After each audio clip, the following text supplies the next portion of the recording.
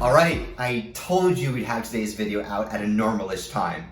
Before we get into the topic of mindfulness today, I wanted to put on your radar tomorrow's lunchtime conversation and breathwork session with my good friend Stefan of After Ego, happening tomorrow at noon Eastern Time. It will be a wonderful way to learn how to bring ourselves into a relaxed and mindful state through breath. I cannot wait. Hope you can join us.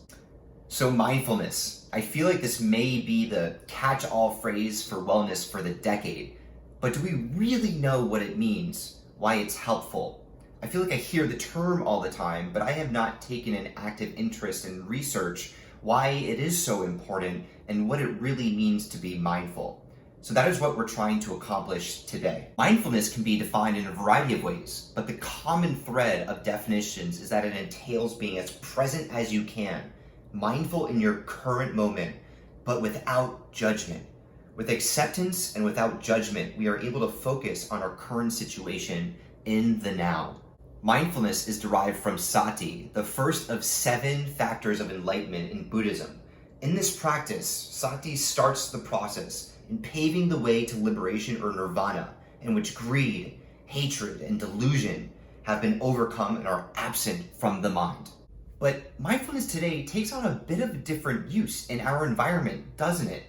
Achieving mindfulness, just the first step towards enlightenment, is arguably harder in today's environment than at any other point in human existence with the insurmountable amount of distraction.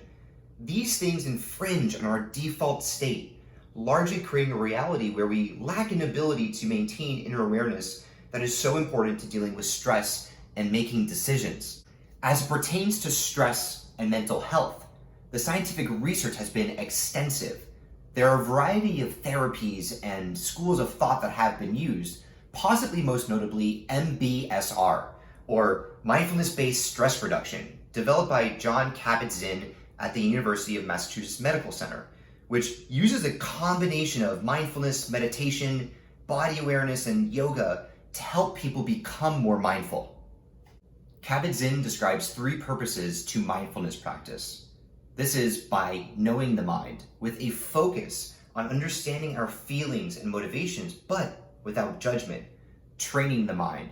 By knowing ourselves, we can understand how to become kinder, more forgiving, and spacious with ourselves. And freeing the mind. Detaching from non-beneficial thoughts about self, letting unwanted thoughts pass through, relaxing yourself to be open to the positive. There's a ton of literature on this that I provided in my notes and in my LinkedIn long form post. So peep that if you're interested, and subscribe to my YouTube channel for all the videos you've seen thus far. And I hope that you will join us tomorrow for the live conversation and breathwork leading us into mindfulness with Stefan, the owner of After Ego. I cannot wait. We will see you tomorrow.